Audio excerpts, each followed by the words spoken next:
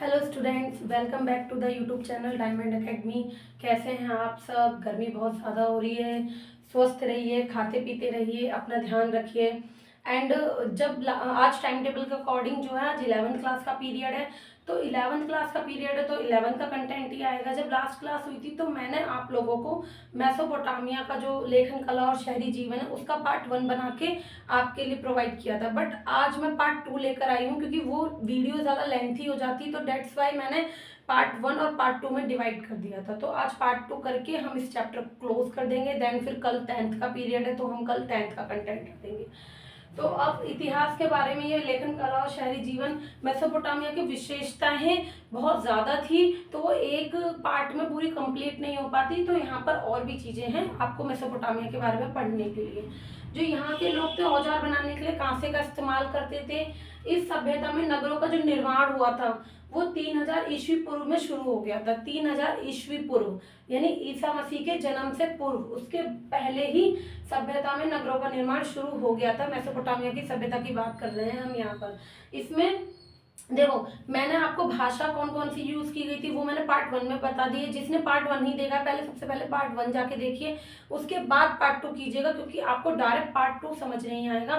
पहले पार्ट 1 में मेसोपोटामिया का अर्थ समझिए, मेसोपोटामिया किन नदियों के बीच है ये समझिए, मेसोपोटामिया कि क्या क्या विशेषताएं हैं, कैसी कैसी काल गणनाएं हैं, उसमें मैंने सब इम्पॉर्टेंट चीजें बता दी हैं। और उसमें कुछ चीजें मामूली सी रह गई थी, वो चीजें मैं आज लेके आई हूँ। तो इसलिए मैं आप लोगों को बोल रही हूँ पहले पार्ट 1 देखिए, देन पार्ट 2 देखिएगा। तो इसमें उरुक शहर था, उर शहर था और मारी, इसके प्रसिद्ध नगर थे। यहाँ व्यापार के लिए किसका यूज किया जाता था? जल मार्ग द्वारा परिवहन व्यवस्था अच्छी थी क्योंकि जल परिवहन जो है सस्ता और सुगम माना जाता है शुरू से लेके आज तक। फरात नदी व्यापार के लिए प्रसिद्ध थी। फरात नदी जो है वो आपके व्यापार के लिए, मैंने बताया था दो नदियों के बीच था मेसोपोटामिया, दजला और फरात। तो फरात नदी जो थी वो व्यापार के लिए प्रसिद्ध मानी गई है। और नगर में नगर नियोजन पद्धति का अभाव था। अब देखो 3 शहर बताए, उरुक, उर और मारी। जो आपका उर नगर है यानी कि ये वाला जो उर नगर है, ये आपका, इसमें नगर नियोजन जो पद्धति थी ना उसकी कमी थी। यानी क्या क्या प्रॉब्लम्स थी? गलियां टेढ़ी मेढ़ी थी, गलियों में बिल्कुल भी व्यवस्था अच्छी नहीं थी। सकरी थी, सकरी माने टेढ़ी मेढ़ी बेकार, जिसपे जाया आया ना जा सके। जल निकास प्रणाली अच्छी नहीं थी, यानी जब लोग बाथरूम वगैरह से जल निकास करवाते हैं जो नालियों में जाता है वो प्रॉपरली नहीं था इसके अंदर। उन नगर के निवासी घर बनाते समय शकुन और अपशकुन पे विचार करते थे। तो ये आज भी कई जगह देखा जाता है। आपने बहुत सारे लोग जब घर बनवाते हैं तो देखते हैं कि मंदिर को कौन सी दिशा में होना चाहिए, ठीक है, और किस तरफ से पैर करके सोना चाहिए। तो इन चीजों का आज भी लोग ध्यान रखते हैं। उस टाइम पर भी जो उड़ नगर के निवासी थे वो शकुन और अपशकुन पे विचार करके घर बनवाते थे कि हमें किस तरीके की डिजाइनिंग चाहिए, किस तरीके का हमारा घर अच्छा और सुख संपत्ति वाला रहेगा। इस सभ्यता के लोग गुणा भाग, मैंने आपको फर्स्ट भाग में बताया था कि यहाँ के लोग जो है बहुत कालगणना जानते थे। बाद में पट्टिकाएं बनाई गई हैं, पट्टिकाओं पे व्यापार से संबंधी चीजों को उन्होंने उल्लेखित किया हुआ है। लेकिन जो है कभी काफी साक्षर लोग बहुत कम होते थे क्योंकि संख्याएं जो होती थी पेचीदा होती थी। लेकिन इस सभ्यता के लोग गुणा भाग भी जानते थे, वर्गमूल भी, चक्रवर्ती ब्याज वगैरह से भी परिचित थे क्योंकि व्यापार कर रहे थे और व्यापार में ये सब चलता है। तो इसकी वजह से ये लोग इस चीज से अवगत थे।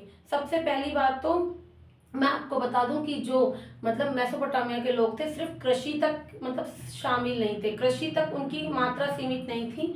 वो लोग क्या करते थे? वो लोग कृषि, पशुपालन और व्यापार तीनों चीजों पर डिपेंड थे क्योंकि एग्रीकल्चर के यहाँ पर क्या है, स्टेपी घास के मैदान थे। स्टेपी घास के मैदान बहुत ज्यादा अच्छे मैदान माने जाते हैं, घास की वैरायटी अच्छी होती है घास की।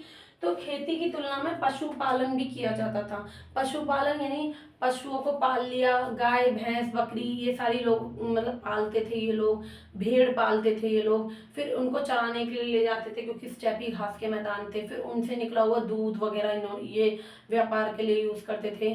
और भेड़ वगैरह से ये क्या करते थे, उनके बाल उतार लिया करते थे। तो इस तरीके से ये सिर्फ और सिर्फ कृषि पे डिपेंड नहीं थे, ये लोग पशुपालन भी करते थे, ठीक है, साथ साथ व्यापार पे भी इनका पूरा का पूरा ध्यान था।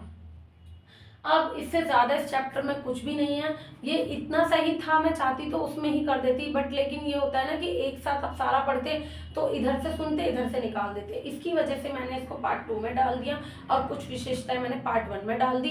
अब पार्ट 1 को पहले पढ़िए, फिर पार्ट 2 को पढ़िए, दोनों को पढ़ के आप चैप्टर को बहुत अच्छे से गो थ्रू कर सकते हैं। और अगर आपको कोई डाउट हो तो आप कमेंट में पूछ भी सकते हैं। अगर कंटेंट पसंद आया हो तो वीडियो को लाइक कीजिए और ज़्यादा से ज़्यादा लोगों को शेयर कीजिए, अपने क्लासमेट्स को शेयर कीजिए, उनको भी इस चैप्टर के लिए जानकारी दीजिए।